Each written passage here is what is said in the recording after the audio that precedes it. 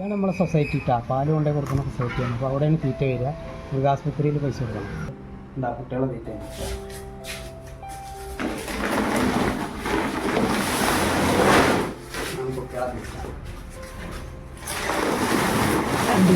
കുട്ടികൾക്ക് 2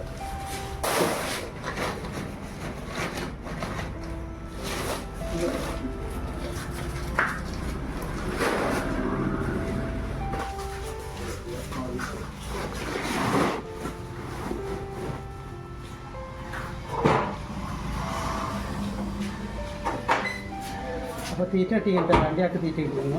70 കിലോ ഓരോരുത്തർക്ക് കിട്ടാം കുട്ടികൾക്ക്.